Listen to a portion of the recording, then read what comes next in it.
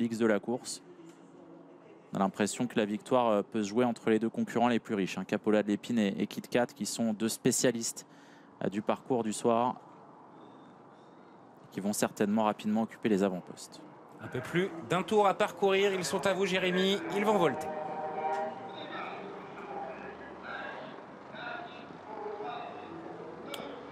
Hésitation de Capola de l'Épine, le numéro 7, Capola de l'Épine qui fait la faute.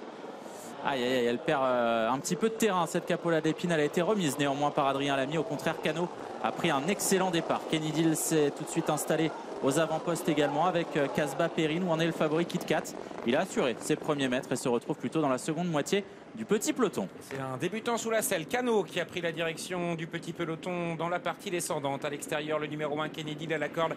C'est le numéro 6, Kelly de Banville. Isolé en pleine piste, le numéro 5, Kainot, qui est plutôt à l'arrière. Au faute de KitKat, le favori qui a échappé à la vigilance de Mathieu Mottier. Et on va perdre certainement le grandissime favori à la cote d'égalité, KitKat, qui disparaît et qui a été disqualifié. Cano qui a le meilleur pour aborder le bas de la descente, le chrono aux 1500 derniers mètres. On va le savoir dans quelques instants, une 11-6. On est parti assez vite, mais à une allure plutôt modérée. En deuxième position, Capola de l'Épine, Kelly de Banville qui est déjà là et qui figure dans le sillage des premiers avec Casbah Perrine, Kenny Dill et Kainot qui est à l'arrière-garde. On n'a pas bougé concernant les positions. Et là, le rythme s'est abaissé avec Cano qui a la tête et la corde. Avec Guillaume Martin qui fait ce qu'il veut en tête du peloton. Capola de l'Épine, après son départ un petit peu cauchemardesque, est revenu au contact du leader. Kelly de Banville bien caché en dedans, troisième, avec dans son sillage Casbah Perrine. À l'extérieur, c'est Kenny Dill. Ils se tiennent de très très près. Kainot vient sur une dernière ligne à l'instar du numéro 2, Cantabella. Et Guillaume Martin qui a repris le train en tête avec Cano qui a toujours facilement le meilleur.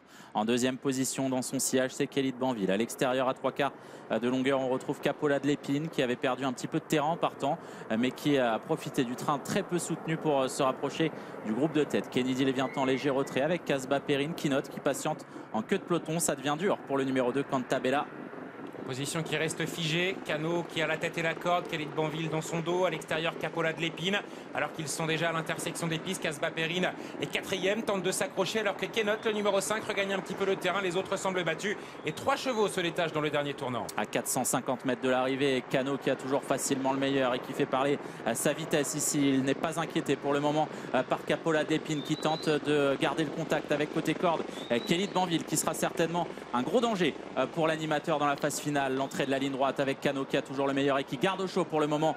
Kelly de Banville qui n'a pas le passage dans son sillage. Attention également à Capola de l'Épine qui finit de plus en plus vite au centre et Kainot qui vient en quatrième position. Kelly de Banville contre Cano, mais Cano est le plus fort ce soir, le numéro 3. Cano qui va s'imposer et faire briller l'entraînement de Cédric Mégissier. Cano et Guillaume Martin qui s'imposent dans ce groupe 2.